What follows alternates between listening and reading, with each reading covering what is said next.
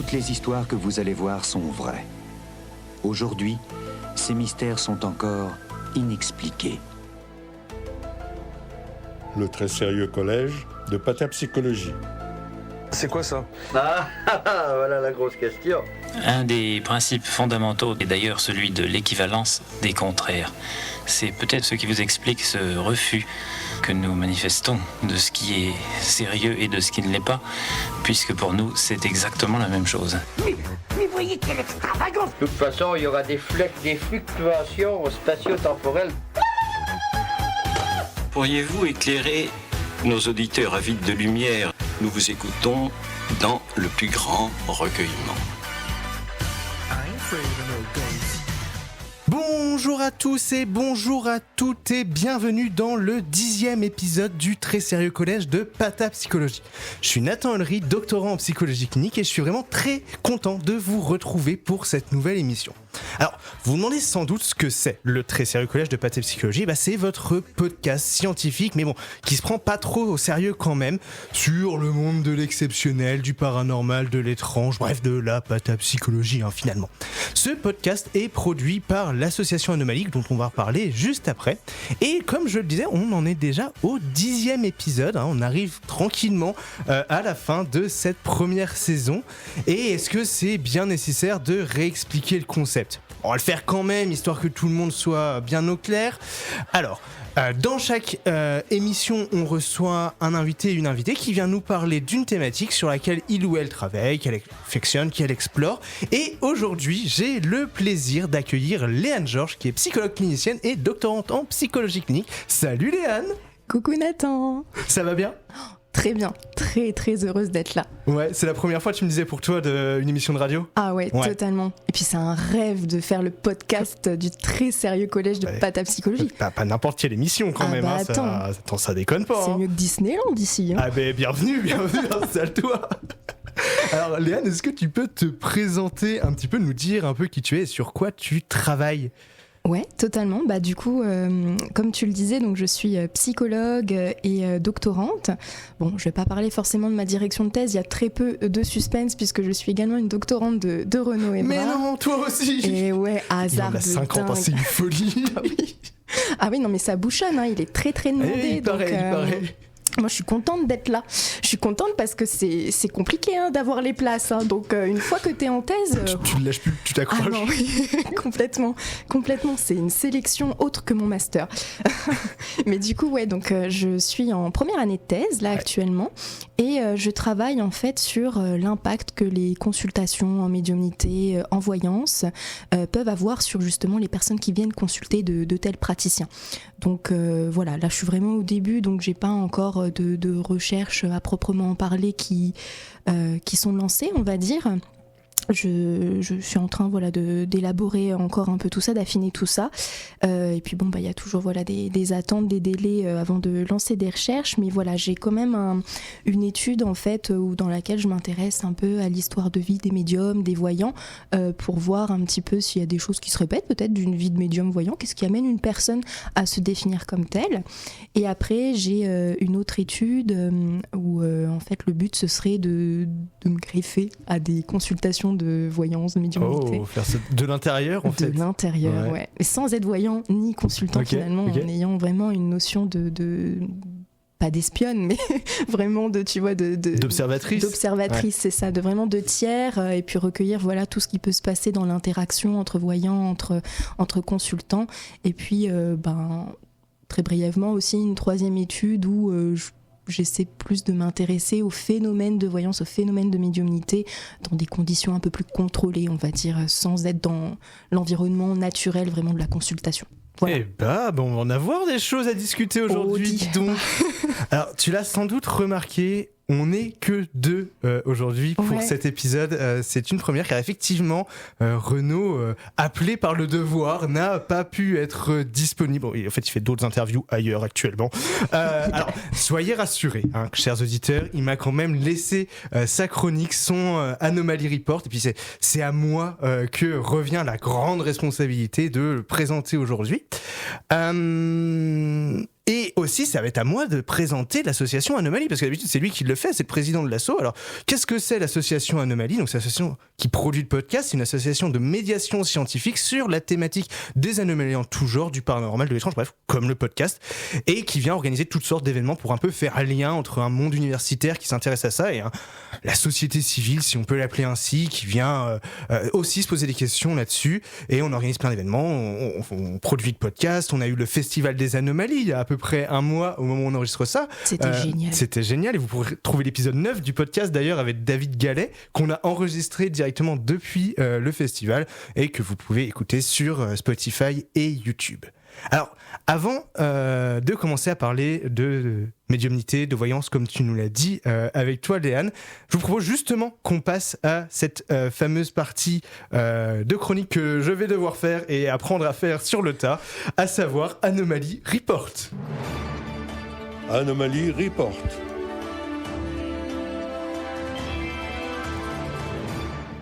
Alors, donc je m'y colle, c'est parti. Donc, dans la partie des parutions, on a il me semble que c'est un article, oui, dans l'évolution psychiatrique clinique des expériences de vie antérieure, fantasme de réincarnation et réincarnation du fantasme, écrit par Cynthia Slonina, Selma Benchella. C'est compliqué aujourd'hui, mais c'est pas ma chronique normalement. Non, mais c'est une pression, moi je compatis. Et voilà. Et Thomas Raberon, aussi en troisième auteur. Et c'est un article en fait qui va venir interroger la phénoménologie et les processus autour des expériences de réincarnation, ces expériences dans lesquelles on a l'impression d'avoir eu des vies antérieures, et ils vont venir un petit peu questionner comment est-ce qu'on est passé d'une expérience qui était très orientale à quelque chose qui est arrivé un peu dans les sociétés occidentales assez récemment, notamment à travers un cas clinique. Donc si vous voulez aller lire ça, c'est dans la revue L'évolution psychiatrique, et ça vient de paraître. Quelques vidéos, si jamais lire c'est pas trop votre délire, et je comprends car on est dans la même école si c'est le cas, très bientôt vont paraître sur la chaîne YouTube Paranormal ou pas, chaîne YouTube que vous connaissez forcément puisque c'est la chaîne YouTube sur laquelle est diffusé le podcast, les retransmissions des journées d'études trans et expériences exceptionnelles qui se sont tenues les 12 et 13 février à Nancy, qu'on a co-organisé ensemble avec Renaud, tous les deux, Romain Jallet qui est déjà passé, Karine Katia Benac qui n'est pas passée, et Antoine Meul qui n'est pas passé non plus. Je crois que j'ai oublié personne dans le comité d'orga, j'espère. Je crois qu'il y avait Gaëtan Collignon qu'on devrait par contre réussir un jour à faire passer dans le podcast, faut qu'on arrive à s'organiser avec lui. Bref, si ça vous intéresse de revoir ces interventions, ces conférences, elles seront disponibles, ou elles sont déjà peut-être disponibles sur la chaîne YouTube Paranormal ou pas. Puis d'autres vidéos, les interviews des intervenants au Festival des Anomalies, on en parlait justement du Festival des Anomalies, toujours sur la chaîne Paranormal ou pas, tout est au même endroit. Voilà, pendant le festival des 4 et 5 avril, plusieurs des intervenants, Mallory Clément, Renaud, Colline Candela, Sarah Péculier, Estelle, Romain, enfin plein d'autres, ont été interviewés, et leur interview se retrouve sur la chaîne Paranormal ou pas. Les habitués, ils ont plus leur nom de famille. On sait qui c'est, Estelle Romain. Oui, c'est le copain en fait. Déjà dire Colline Candela et Sarah Péculier, je j'ai pas l'habitude de dire leur nom de famille au fil. Et puis bon, c'est les personnes que vous pouvez retrouver aussi en podcast, pour certains. Si jamais ça vous intéresse et que vous êtes intéressé par la thématique du placebo, de l'hypnose et des troubles fonctionnels, on a un colloque international qui va avoir lieu du 14 au 16 octobre à Nancy, on reste très local, qui vient interroger ces questions-là. Alors, ça va être un très gros événement, un très gros colloque. Malheureusement, l'appel de communication est terminé maintenant, mais si vous souhaitez venir assister aux conférences, ce sera possible. Les inscriptions ne sont pas encore ouvertes, mais ça ne saurait trop tarder. Si vous cherchez colloque placebo, hypnose et troubles fonctionnels Nancy 2026, vous trouverez ça super facilement. Et puis le Tour de France de Renaud Évrard, on n'en avait pas encore parlé aujourd'hui, parlons-en du Tour de France de Renaud Évrard. Le 19 mai en ligne, l'éveil d'Orpha, les expériences de mort imminente, en lien avec le séminaire de l'ARPPS. Les 23 et 24 mai, alors je pense qu'il communiquera qu'il y a un des 2 jours, ça m'étonnerait qu'il fasse les 2 jours, à Haut-Villard, dans le sud-ouest, c'est à ce moment-là qu'il commence à partir en vacances. Il va communiquer autour de la parapsychologie et de l'écologie, convergence révolutionnaire. Ensuite, il remonte dans le nord puisqu'il va à Abbeville le 4 juin 2026 pour une communication qu'il a appelée Même pas mort pour les journées de la psychiatrie d'Abbeville. Et puis après, il revient à la maison. Pour lui, c'est un peu la maison puisque le 17 juin, il sera à Thionville avec une communication intitulée Des psys face à l'étrange à propos de la clinique des expériences exceptionnelles à l'espace Saint-Nicolas. Voilà. Et tout ça en même pas un mois. Et dis-moi, il a un paravélo pour faire ça. Il a un paravélo. Un vélo du paranormal, parce que là... Je sais pas comment est-ce qu'il fait. Actuellement, il est à Paris, hein, quand même, faut le dire. Il est tout le temps sur 4 chemins, on l'invite partout, mais en même temps, ce qui fait très intéressant. Donc, ça s'entend. Et donc voilà, un petit peu pour nos news. J'espère que vous avez eu le temps de tout noter. Et puis, c'est parti pour la grande partie de l'émission, puisqu'on va passer tout de suite à ton interview, Léane.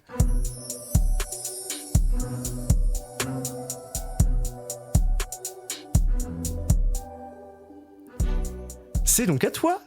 Donc, avant de rentrer dans le vif du sujet, moi j'aime bien toujours un petit peu savoir d'où viennent les gens, comment est-ce qu'ils en sont arrivés là. Alors là, je sais comment t'es arrivé parce qu'on est venus en voiture ensemble. Je veux dire, physiquement dans le studio, ça va, j'ai pas trop de doutes. Mais c'est surtout savoir ce qui t'a amené à vouloir faire de la recherche et encore plus sur ces sujets-là précisément. Comment est-ce que t'en arrives à démarrer une thèse sur la médiumnité et la voyance ? C'est fou parce que j'ai beau avoir déjà écouté plein d'épisodes de ce podcast dont je suis fan et savoir que tu poses un peu ces questions-là à tous tes invités, quand tu la poses, c'est assez nouveau à chaque fois, quoi. J'ai l'impression d'entendre ça de façon nouveau. Alors comment je suis arrivée là ? J'ai envie de dire que c'est déjà une question d'opportunité en fait, dans le sens où je me suis toujours intéressée à ces thématiques-là. Je ne pourrais pas dire à partir de quand. J'ai l'impression que c'est vraiment un centre d'intérêt que j'ai depuis vraiment longtemps. Pour autant, je m'étais jamais vraiment autorisée à me dire que je pouvais un jour travailler dessus et encore moins faire une thèse dessus. Ça, je dirais que c'est arrivé vraiment en plein dans les études de psychologie, en suivant les cours de Renaud ou d'autres cours qui ont attrait un peu aux expériences exceptionnelles, à la parapsychologie. Là, je me suis dit, dis donc, c'est quand même cool quand on peut travailler sur ça. Oh là là, je vais m'y intéresser un peu plus. Tu t'es pas privé, quoi. T'as vu une fenêtre, j'ai sauté. Ouais, Je suis là, je vais bien, mais je veux dire, j'ai sauté dans la fenêtre du paranormal, quoi, parce que c'était une trop belle opportunité et je pense que je m'en serais voulu d'être passée à côté de ça et de ne pas avoir tenté. Et donc aujourd'hui, j'en suis là, donc je suis très contente. Ok, donc vraiment, par opportunité, enfin, t'as vu une opportunité et t'as pas hésité à la saisir. Alors tu nous présentais justement tout à l'heure ton travail, en expliquant que tu travaillais sur la médiumnité, la voyance, l'impact que ça avait. Et la première question que je me suis posée, c'est de me dire, c'est pas la même chose. On comprend bien que médiumnité et voyance, c'est pas la même chose. Mais comment est-ce que tu fais la différence ? Et en même temps, qu'est-ce qui les relie ? Parce que tu les mets un peu sur un même plan. Est-ce qu'on peut jouer au jeu de cette différence entre voyance et médiumnité et des trucs qui ressemblent entre les deux ? Enfin, 7 ou autant que tu veux. Enfin, bref, c'est quoi la différence entre les deux et c'est quoi les ponts que tu fais entre ces deux thématiques ? Alors, peut-être que je suis allée un peu vite tout à l'heure. Excuse-moi d'ailleurs si la présentation était. Mais non, c'était très bien, t'en fais pas. Mais du coup, c'était c'est une super belle question parce que c'est vraiment quelque chose qui me questionne encore à l'heure actuelle. C'est pourquoi il y a autant un amalgame, on va dire, entre ces pratiques. Au final, on ne les définit pas de la même façon et de bien des manières, on les mélange souvent. Une personne à qui tu vas dire tiens, t'es allé consulter un praticien et dire ouais, je suis allé voir un médium, m'a tiré les cartes. Et une autre personne te dira s'il t'a tiré les cartes, c'est que c'est une cartomancienne, enfin c'est un cartomancien, donc plutôt voyant, c'est la même chose. Puis je suis allée voir un astrologue. Enfin, il y a vraiment un amalgame de plein de termes et c'est compliqué de vraiment bien redéfinir en fait ce que tu viens chercher en allant consulter un médium ou en allant consulter un voyant. Est-ce que c'est la même chose finalement ? Donc c'est un peu une question que je me pose finalement dans cette thèse là aussi. Quand bien même il n'y a pas forcément la même définition initialement, le médium, je dirais, tu as plus tendance à aller le consulter quand tu as perdu vraiment quelqu'un, d'entrer en contact avec un défunt, une personne décédée, un autre plan, un esprit, on va dire. Tandis que le voyant, tu attends plus qu'il va te dire des choses sur ton futur ou peut-être faire une lecture d'âme en te disant voilà, vous êtes plus comme ça, vous êtes plus comme ci. Enfin, soit parler du présent, te donner peut-être des éléments de ton passé, mais surtout à visée prédictive. Tandis que le médium, c'est plus le lien avec le défunt, quoi. Ok, ouais. Et pourquoi du coup est-ce que toi t'as choisi d'étudier les deux ensemble ? Parce que t'aurais pu partir que du côté médium ou que du côté voyance. Et pourquoi les deux ensemble ? Parce que justement il y a cette confusion et cet amalgame dans la population ou c'est autre chose ? Ouais, je pense que déjà effectivement cette confusion, elle peut venir dire quelque chose, et en plus de ça, je pense que si je m'étais concentrée sur les médiums, j'aurais forcément eu des voyants qui se seraient mélangés à ça, et inversement. Oui, parce que les praticiens eux-mêmes sont un peu flous dans leur catégorisation. En fait, ouais, il y a beaucoup de il y a vraiment des différences dans les praticiens qui sont très friables, quoi. On arrive, ouais, ils se définissent vraiment. Enfin, ça va dépendre, hein. Là je vais généraliser pour que ce soit plus simple. Il y en a qui se définissent très bien en tant que médium, voyant ou autre, mais d'autres qui vont mélanger les termes, et du coup c'est pas facile de savoir ce qu'ils sont réellement. Et ils font un peu des deux. C'est pas juste une confusion des termes, c'est que ils font du contact avec les défunts, mais ils tirent aussi les cartes, mais ils prédisent l'avenir, mais ils font tout ça, quoi. Ça peut arriver effectivement qu'il y ait donc plein de techniques, de médiateurs utilisés pour entrer en contact ou avoir ces prédictions. C'est quoi que t'appelles les médiateurs ? Alors les médiateurs. Parce que les médiators, ça c'est pour la guitare. Ouais, justement, c'est pas ça, Nathan. C'est pas ça, non. D'accord. Si tu rajoutes le plan guitariste au médium au voyant, on va pas s'en sortir. Non, ça commence à être technique cette histoire, et ça fait un quart d'heure qu'on a la mise en abîme dit. Mais ce que j'appelle médiateur, c'est surtout pour ne pas redire le terme de médium, peut-être pour pas qu'il y ait d'amalgame encore avec la définition de la personne médium. Oui. Mais c'est en gros peut-être les objets que les praticiens vont utiliser, comme les cartes justement, les runes, peut-être, je sais pas, des pierres spécifiques qui facilite l'entrée dans d'autres plans, enfin du moins les communications, les transmissions de communication, quoi. Ok, donc il y a vraiment cette utilisation-là. Et donc tu prends ces deux objets-là, la voyance, la médiumnité, un peu ensemble, et tu viens te pencher sur l'impact que ça a pour des gens, pour des patients, on appelle ça des patients, des gens qui vont voir des médiums. Pour nous, les psys, c'est des patients, mais est-ce que pour des médiums, c'est des patients, c'est des clients ? Peut-être clients, ça passe pas bien, je pense, comme terme. C'est vrai que le plus souvent on parle de clients, parce que du coup il y a vraiment cette notion de j'ai un service à vous donner, donc vous allez me payer, donc plutôt une façon de clientèle, quoi. Mais effectivement, et là c'est une belle ouverture sur un autre pan de ma thèse, c'est que il y en a effectivement qui peuvent dire que ce sont des patients, et donc il peut à nouveau y avoir une sorte de lien ou peut-être de mélange avec des psychothérapies, des thérapies, peut-être un apport que ces pratiques peuvent apporter sur le plan de la santé mentale ou dans l'accompagnement. Et donc c'est aussi pour ça que finalement évaluer les impacts de ces pratiques-là peut être pertinent, parce que on se rend compte dans ce qui existe déjà dans la littérature ou dans différents témoignages qu'il peut y avoir des impacts très positifs dans l'accompagnement au deuil, potentiellement dans des phases de remise en question, et en même temps il peut aussi y avoir des risques à prendre en compte quand on vient consulter un médium, un voyant. Ça peut aller jusque des dérives sectaires, hein. Oui, bien sûr. Il y en a qui rentrent vraiment dans des pensées très clivées, très psychorigides, et qui finalement ne font que croire le médium, le voyant, qui peut être amené à un moment à les rouler, hein. Il y a aussi beaucoup d'escroqueries. Alors encore une fois, je ne généralise pas, hein. Il y en a mais c'est une part qui existe, quoi. C'est une vérité. Tu peux pas passer à côté. Ah bien sûr, c'est une vérité. Et il y a aussi beaucoup d'addictions comportementales à ces pratiques. J'allais dire, est-ce qu'il n'y a pas un effet de je ne peux plus me passer de la voyante, du médium Totalement. Je viens de penser en le disant, mais on a plutôt c'est-à-dire une voyante et un médium, alors que il n'y a pas vraiment de genre normalement.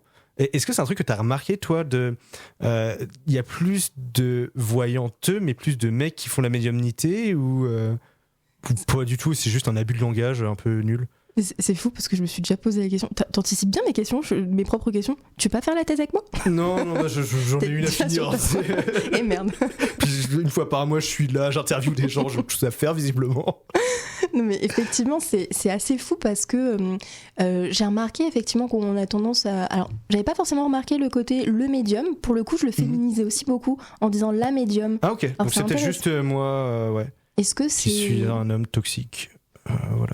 T'es peut-être médium, on peut faire un coming out de médium à l'antenne si tu veux. Mais à tout moment, hein, prenons un petit temps d'échange. On en reparlera. C'est ok.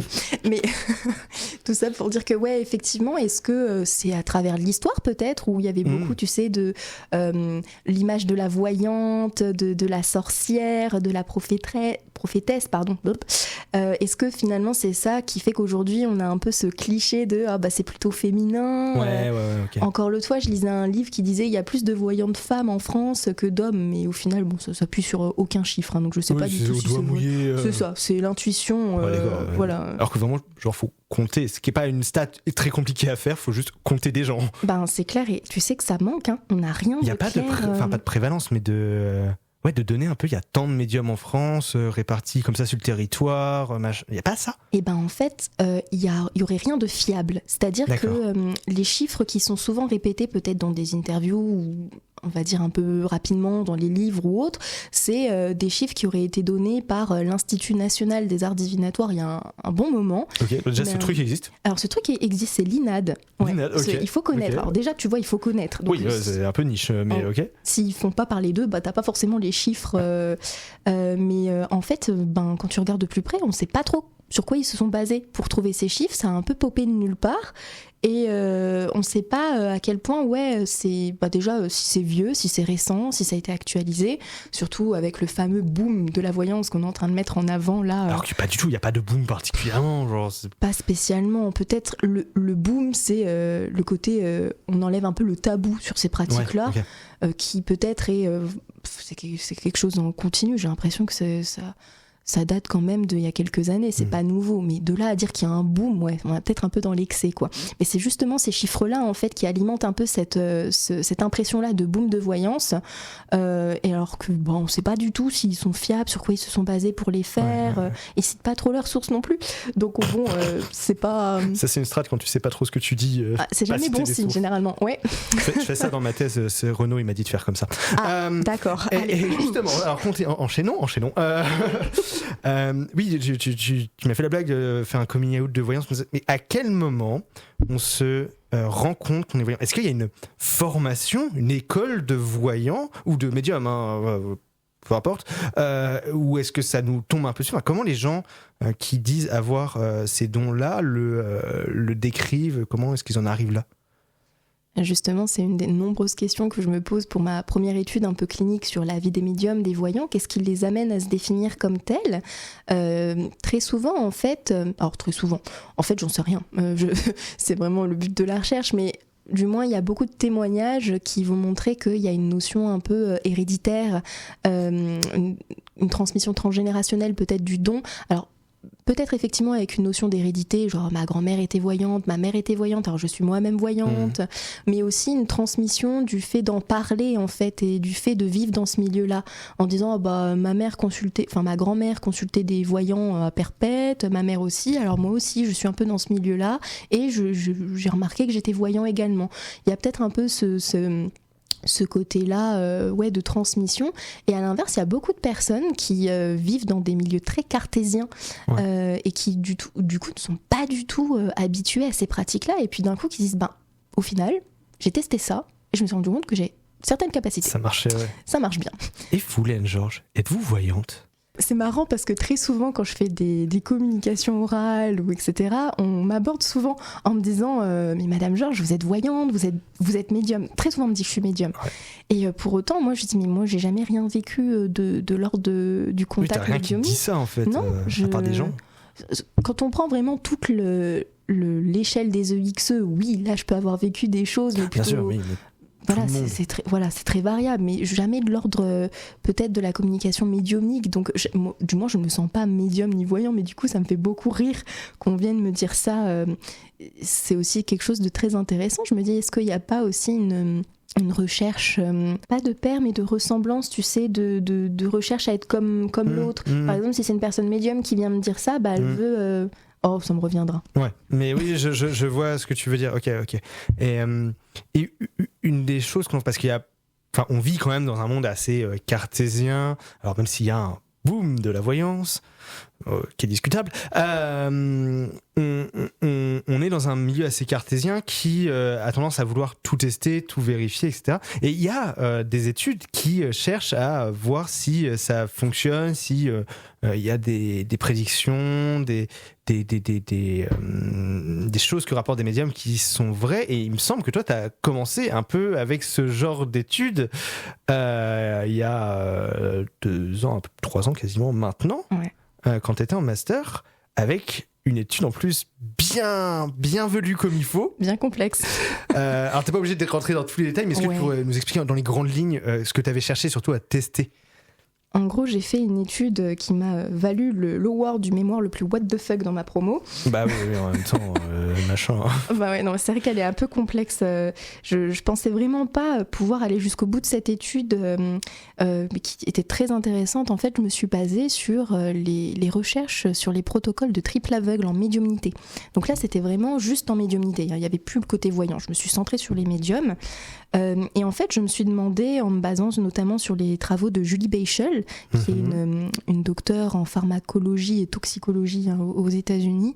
Elle a fait beaucoup de réplications de ces protocoles-là. Elle est même allée jusqu'au quintuple aveugle. Puis après, elle s'est arrêtée. Parce que ça ça peut rien. Ah bah attends, t'imagines. Mais du coup, j'ai essayé de reproduire ça à ma petite échelle d'étudiante masterante, toute seule, sans équipe de recherche.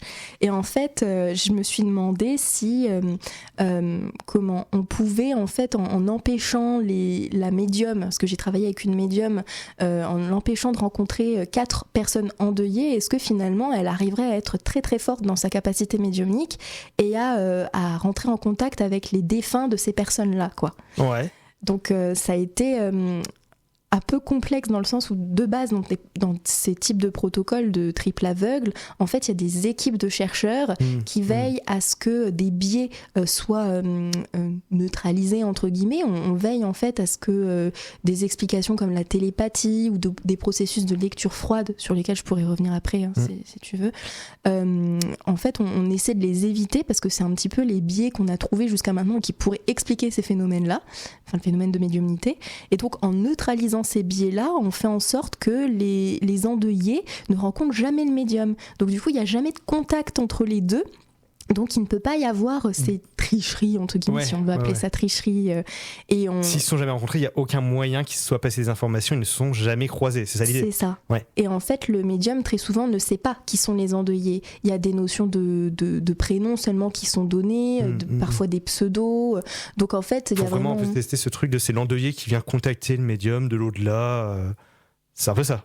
Ouais, c'est ça. Ouais. Alors, endeuillé, c'est pas le défunt. Oui, non, pas l'endeuillé, le défunt, pardon, qui vient contacter le médium. Oui, c'est moi qui me suis emmêlé par ça, pardon.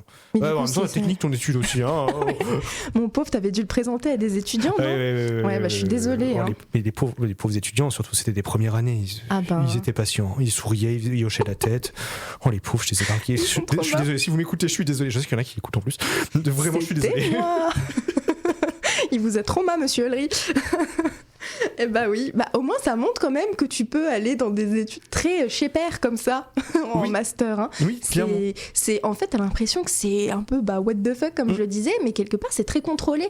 Ça demande une rigueur. Ouais, bah oui, c'est surtout ça. Ah ouais, non mais en fait moi j'étais toute seule pour faire ça. J'avais pas d'équipe de recherche. Enfin, j'avais mon encadrant mémoire, Renaud qui était là. Renaud Évrard, évidemment.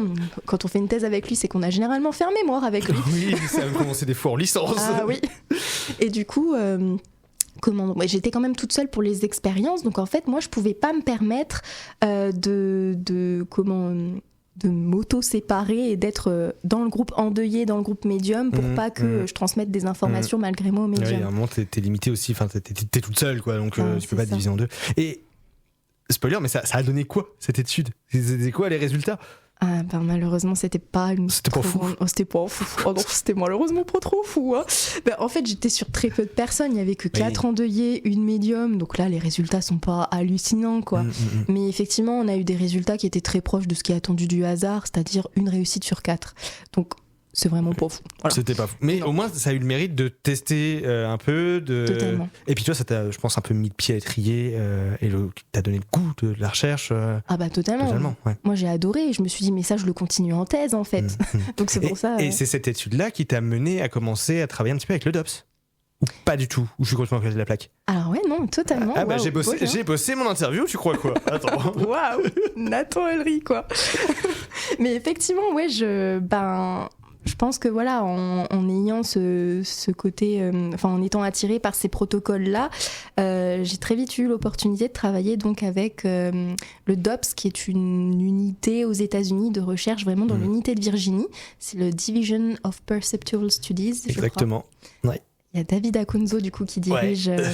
C'est un peu le contact là-bas. Ah oui, il parle français, donc c'est très agréable. Il est français, c'est oui. Puis il est directeur à cette heure-ci du DOPS. Il est directeur du DOPS, bien sûr. C'est pratique quand on est copain avec le directeur du truc. C'était vraiment un beau lien quoi, pour parler anglais. Je parlais autant anglais que français avec lui, hein, mais du coup, effectivement, il a fait comprendre à Renaud qu'il avait une recherche qui attendait d'être analysé et s'il avait quelqu'un qui serait partant pour le faire, ce serait génial et coucou, j'étais là. Donc du coup, je bossais pile sur ça. Donc là, on me demandait de faire le level au-dessus, c'est-à-dire que l'expérience avait déjà été réalisée avec justement des groupes de chercheurs, etc. J'étais pas obligée de me débrouiller toute seule en créant cette variable de précognition. Avec beaucoup plus de moyens en plus. Totalement. Clairement. J'avais beaucoup plus de moyens et en fait, moi, j'arrivais dans l'analyse post-expérimentale. Okay. Donc il a fallu retravailler quand même toute la méthodo, comprendre tout ce qui a été fait, parce que ça a été fait par de nombreux chercheurs. Ouais, c'était une très très grosse étude. Ah, totalement. Et puis il y avait des grands noms, hein. Il y a Edward Kelly dans le... Ah oui, okay. Là j'en parle, c'est waouh, mais vraiment c'est un grand nom dans la recherche de la médiumnité, donc être associé aussi à ces personnes-là, c'est... Waouh, très tôt en plus dans ta carrière, qui n'était même pas encore une carrière, j'étais encore étudiante. Totalement, j'étais pas psy, j'étais encore en M2. Hein. Ouais. Donc c'est quand même une belle opportunité. Je reviens un petit peu sur la partie thèse vraiment. Donc, tu nous as dit que tu travaillais vraiment sur l'impact que ça pouvait avoir chez les clients, parce qu'on a dit que c'était plutôt des clients, en tout cas c'est comme ça que ça s'appelait. Et moi je me posais la question, en tant que bête psychologue clinicien que je suis à la base, pourquoi les gens vont voir des médiums et des voyants plutôt que des psys ? Parce qu'on est là, nous, bonjour, c'est notre travail aussi. Encore une fois, une question qui mériterait de faire une thèse. Oui, voilà. Je me doute que la question est un peu vague. Mais... Non, mais c'est génial parce que c'est justement toutes ces questions qui amènent à s'y intéresser. Et en fait, ce qu'on remarque très souvent, c'est que, plus souvent, les personnes vont déjà voir des voyants, des médiums avant d'aller consulter des psychologues. Ah, ça commence par le voyant et le médium avant le psy. Très souvent. Dans beaucoup de cas, ça commence comme ça.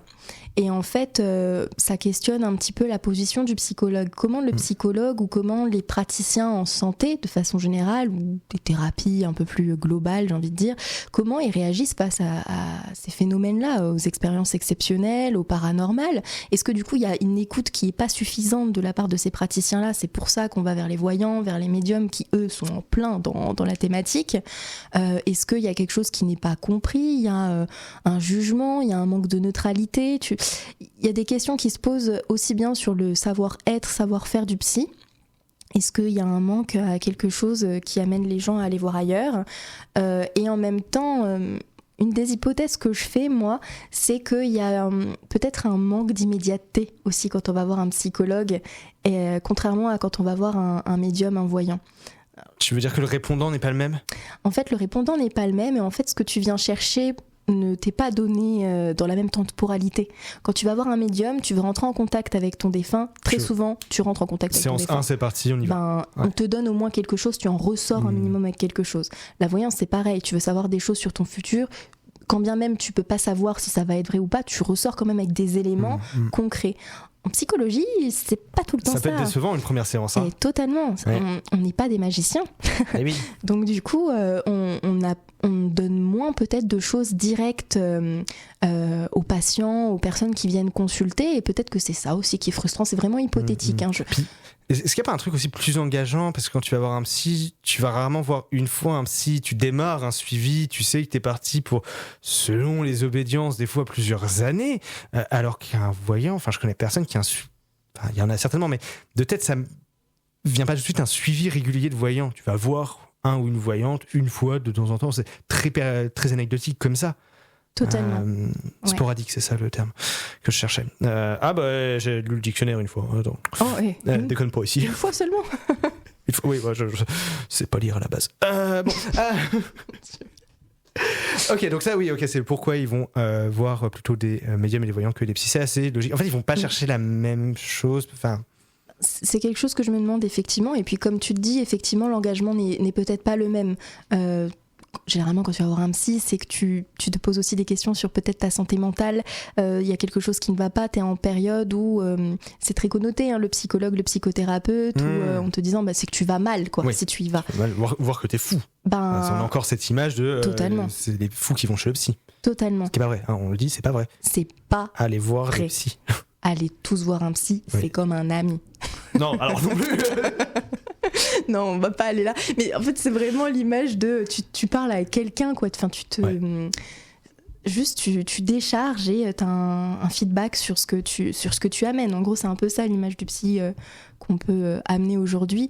Mais effectivement, de façon générale, il y a toujours des exceptions.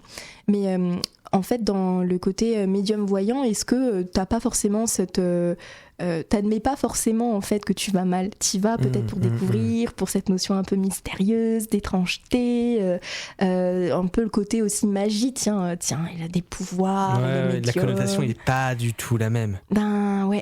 Et au final on oublie beaucoup que les médiums, les voyants sont humains comme nous, hein. Ça on l'oublie aussi beaucoup. C'est pas des chats. C'est pas des chats, non. Pourquoi ce serait des chats? Pourquoi pas, ça pourrait être des perroquets, c'est pareil, hein. D'accord. Ou une brouette. Alors, je propose qu'on enchaîne, restez avec nous, ne changez pas. C'est rien, tout va bien. Alors, en plus de ta thèse, on a un gros point commun, c'est qu'on a une fâcheuse tendance, l'un comme l'autre, à faire absolument tout sauf notre thèse à la base. C'est-à-dire qu'il y a 2 noms qui reviennent dans tous les side projects.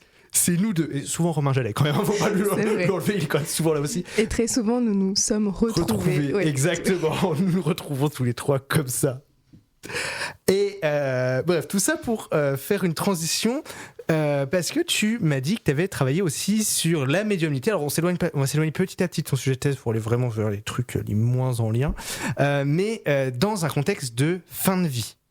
Et ça m'a vachement intrigué, parce que ça a des thématiques aussi qui m'intriguent, sur lesquelles j'ai un peu travaillé et tout ça, la fin de vie. Mais c'est quoi l'intérêt d'un médium chez une personne qui va décéder, donc qui sera un potentiel défunt contactable un jour, mais qui l'est pas encore, qui est encore là, globalement, plus ou moins en forme, mais là. Alors finalement, tu dis que ça n'a pas vraiment de lien, mais c'est un lien total, hein, avec ma thèse. Oui, mais c'était pour faire un pont doucement, on va pas... Excuse-moi, j'ai raté. Oui, non, je m'attendais vraiment à un truc de... Excuse-moi. Déjà, quand tu présentes mon étude à tes étudiants, tu les perds tous, et en plus de ça, je te détruis l'émission. Je suis désolée, Nathan. Voilà, je vous présente Léane Georges, son vrai visage. On va appeler cet épisode comme ça. Bref. A few moments later. Donc en fait, oui, dans le cadre du congrès sur les expériences exceptionnelles de fin de vie qui a lieu en décembre dernier, j'ai proposé une réflexion sur la place que pourrait avoir la médiumnité dans un contexte de fin de vie. Et en fait, je me suis demandé, mais tiens, très souvent, quand on est dans ce contexte-là, quel accompagnement on peut avoir auprès des familles, auprès de la personne qui est peu à peu en train de décéder, quel accompagnement on peut proposer à ces personnes-là, et est-ce qu'il y aurait une pertinence peut-être à contacter un médium et à ce qu'ils viennent accompagner peut-être la personne qui est en train de décéder ou les proches, ou peut-être aussi les soignants. C'était la question un peu que je me posais, c'est pour qui le médium? En fait, c'est pour tout le monde, les proches, la personne qui va décéder, même les soignants, tu dis. Ouais, là en fait c'était vraiment questionner à quel point ça peut être pertinent et pour qui effectivement, parce que la personne qui est en train de décéder peu à peu, en fonction de ses croyances, évidemment les croyances entrent beaucoup en jeu, tout le monde ne croit pas, donc forcément tu crois pas à la médiumnité, ça va avoir beaucoup moins d'impact sur toi, mais en fonction de si tu crois en l'au-delà, est-ce qu'un accompagnement, quelqu'un qui a déjà une communication au moins avec ce plan-là, est-ce qu'elle pourrait pas t'accompagner à peu à peu y accéder peut-être et à t'apporter des réponses, à entrer en contact aussi avec toi si toi tu ne peux plus entrer en contact avec ta famille, hein. Très souvent on a des personnes qui ne parlent plus. Oui, il y a un médium qui fait déjà un pont entre les personnes encore vivantes au final. En tout cas, il y en a qui pourraient potentiellement le faire, effectivement. En tout cas, c'est ce que tu questionnes. Ouais. En fait, c'est quel accompagnement à la fois dans le deuil, donc une fois que la personne sera décédée, mais aussi un peu dans une phase de pré-deuil. En fait, le pré-deuil, c'est une phase où l'individu va se familiariser peu à peu avec l'idée de la séparation, de la perte irrémédiable. Ça a été travaillé par Tremel, notamment en 2021, mais on se prépare à ce que la personne va décéder et à quel point le médium peut également apporter une aide dans cette préparation-là. C'est un peu ce que j'ai questionné effectivement aussi dans une notion de deuil blanc où la personne elle est encore vivante mais psychiquement elle est absente, un peu comme ce que je disais, elle peut plus parler ou elle est plus vraiment dans la réactivité qu'elle avait autrefois. Donc à quel point peut-être un médium vient faire lien finalement entre les proches et la personne qui part. Ok, non, c'est super intéressant. Ok, et je te dis, on va commencer à s'éloigner petit à petit de ton sujet, mais parce que t'es un peu, tu travailles sur beaucoup de choses en même temps, t'es un petit peu touche à tout, et tu m'as dit aussi que très bientôt, puisque c'est dans une semaine, alors ce sera déjà passé, je pense, au moment où l'épisode sera diffusé, mais au moment où on enregistre, c'est dans une semaine. Tu as une communication en duo avec Estelle Barthélémy que vous pouvez également retrouver dans le Très Sérieux Collège de Patapsychologie, épisode 5, je crois. 5, il me semble. Vous irez chercher, ce sera marqué Estelle Barthélémy de toute façon, sur l'hypersensibilité, bref. Vous avez une communication en duo, du coup, au colloque Palme, Parler avec les morts, sur Samhain. Alors, Samhain, déjà, j'ai appris en le voyant écrit que ce n'était pas quelqu'un, c'était pas monsieur Samuel Hain. Tu m'en avais parlé plusieurs fois, pour moi c'était Sam Hain. Tu pensais vraiment que c'était quelqu'un? J'avais pas capté que c'était un truc. Mais c'est pour ça qu'on se comprenait jamais en fait, mais Nathan. Je t'écoutais, mais je comprenais pas tout. Bref, du coup, comme j'ai pas compris grand chose, est-ce que tu pourrais nous expliquer un petit peu c'est quoi cette histoire de Sam Hain? Enfin, Sam Hain, du coup, en un seul mot, faut le séparer. Totalement. Déjà, en fait, ça je l'ai appris en travaillant aux côtés d'Estelle. Ça se dit pas Sam Hain en fait, ça se dit Samhain. Samhain, ok. Alors, c'est pas du tout comme. C'est pas un s'écrit factif, pas du tout comme ça. Pas du tout. Donc, c'est encore moins une personne. Non, vraiment peu. Mais du coup, en fait, Samhain, c'est un rite. C'est vraiment une notion de. C'est une période, une sorte de. Je sais pas si on peut dire solstice, mais. Nous, on le questionne vraiment comme un rite. En fait, en gaélique, Samhain, ça veut dire fin de l'été. Ça signifie un petit peu tout ce qui a trait aux fins de la récolte dans l'année, en fait, c'est une période qui a trait à la fin de récolte. Et il fait partie des 4 quarter days, on appelle ça. Les quarter days, c'est en fait 4 périodes dans l'année, comme Imbolc pour la fin de l'hiver, Beltane dans laquelle on arrive peu à peu, là, si on est au mois de mai, voilà. Donc, notion de... Qui vient un peu quadriller l'année, comme ça. Là, c'est ça. En saison, au final, un peu. C'est un peu des saisons, effectivement. Finalement, oui, c'est ça. Un peu décalé, mais c'est un peu des saisons, quoi. Oui, c'est ça. Mais en fait, nous, on vient vraiment le voir comme une notion de rite, parce que très souvent, lors de Samhain, les personnes viennent commémorer leurs défunts. Il y a des allusions qui sont faites à la mort, aux ancêtres, aux traditions. C'est vraiment un rite qui vient prôner tout ça. Et en fait, Samhain, très souvent, c'est confondu avec Halloween. En fait, tu m'as dit, je sais plus si tu as dit, mais c'est quand dans l'année Samhain? Alors, Samhain, c'est le 31 octobre, effectivement. Bah oui, et Samhain, il y a quand même un truc. En fait, oui, d'où effectivement le suffixe.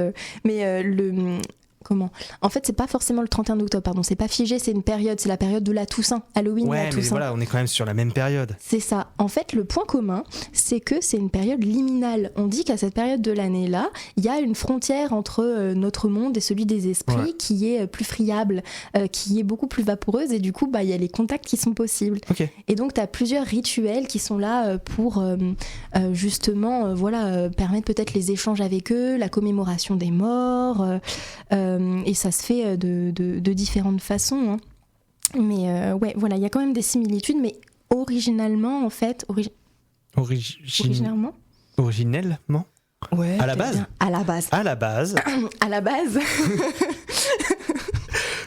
À la base, en fait, c'est vraiment quelque chose qui vient de la culture celte, Samhain, qui est bien avant Halloween. Hein, rien à voir géographiquement et historiquement, enfin, c'est pas du tout la même période. Totalement. En fait, de base, c'est pas du tout un rite funéraire, c'est vraiment, comme je le disais, quelque chose qui a trait vraiment à la fin de la récolte, à la fin de l'été, et avec cette notion de commémoration quand même des ancêtres, etc. Mais peu à peu, on se rend compte qu'il y a une fiction historique autour de ce rite-là, que nous, du coup, on propose un petit peu de travailler dans notre communication, et on se rend compte finalement que c'est surtout une ère transitionnelle pour les personnes.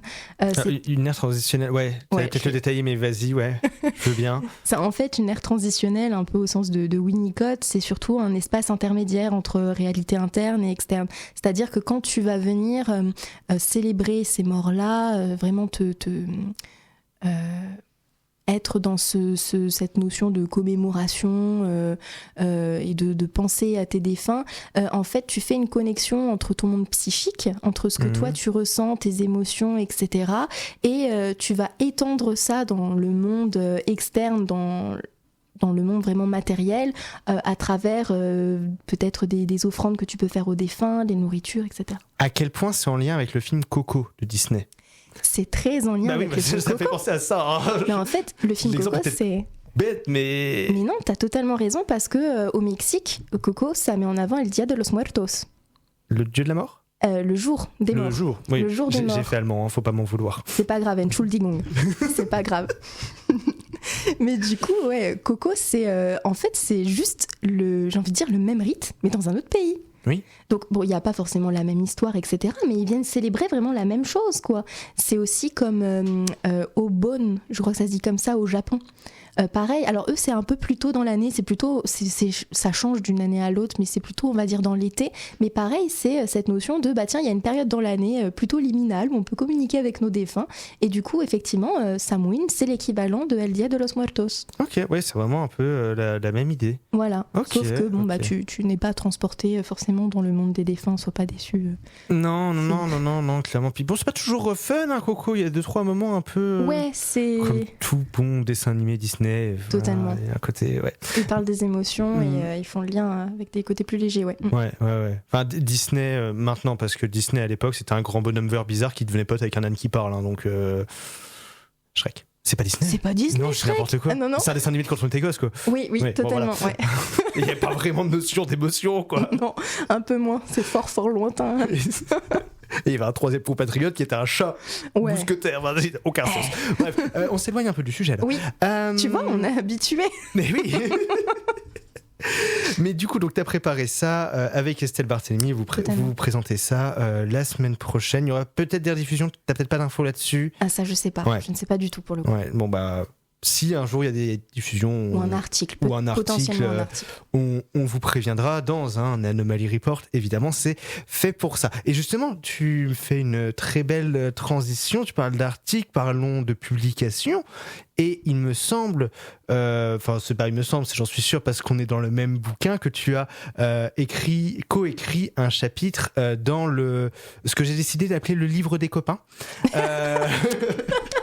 Le CSK clinique en expérience exceptionnelle, parce que globalement il y a tous les copains qui ont un chapitre dedans. Je crois qu'il manque que Colline, et ça fait un peu chier, elle est pas dedans. Sarah, ouais, c'est vrai. Mais voilà, ils viendront un jour. Oui.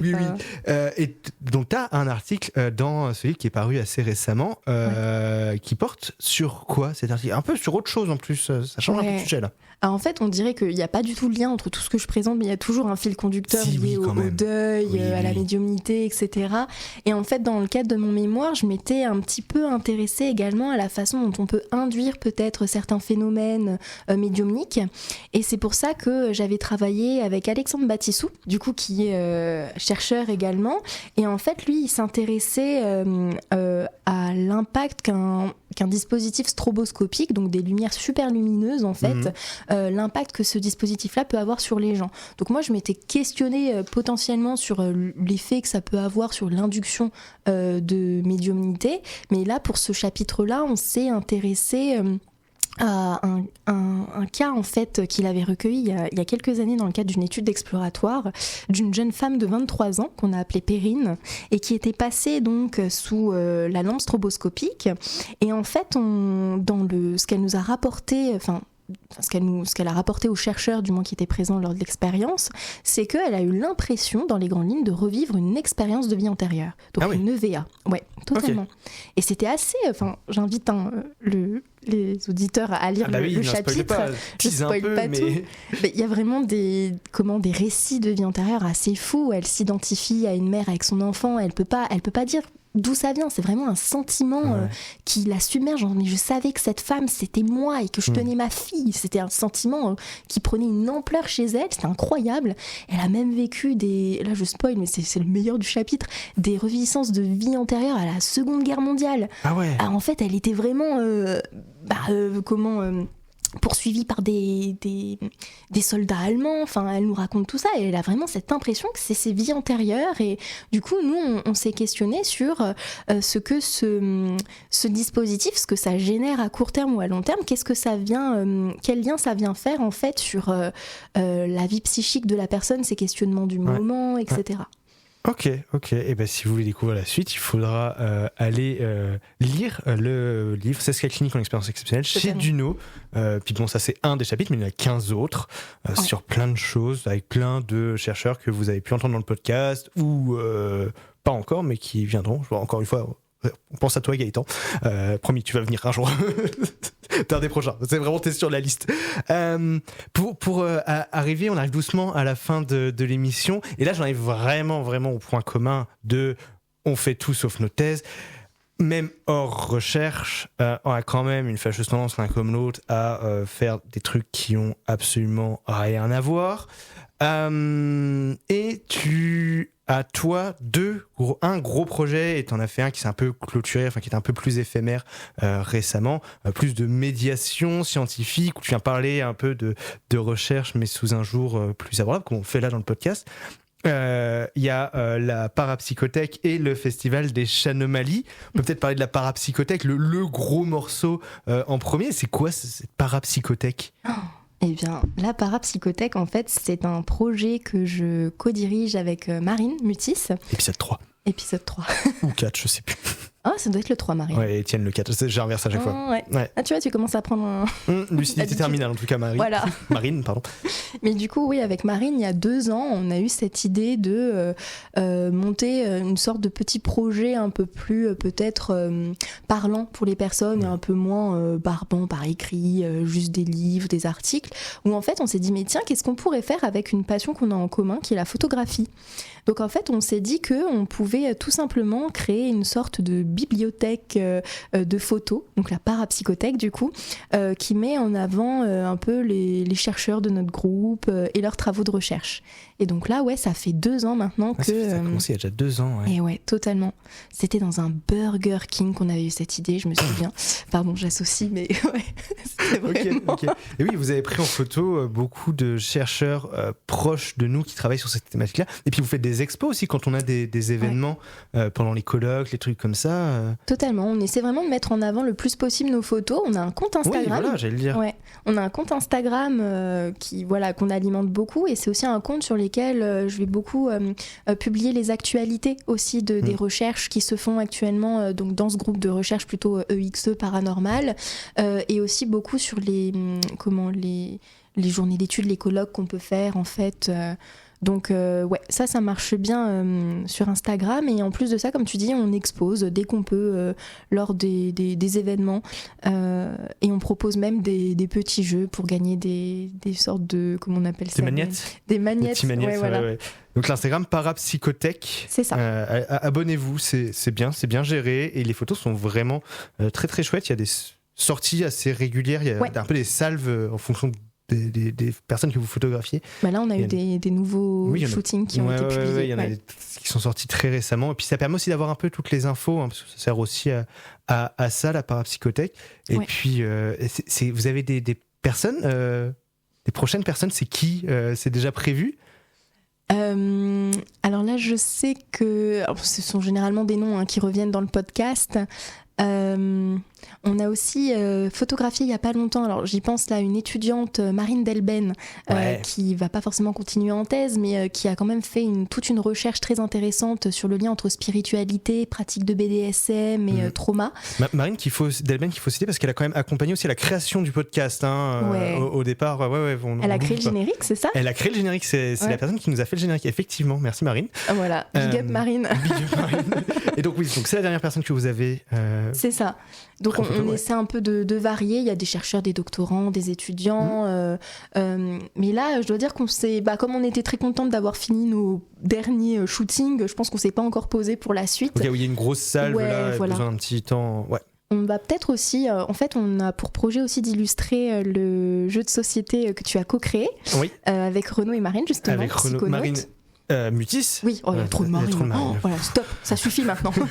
Si vous appelez Marine, ça suffit. C'est fermé pour vous.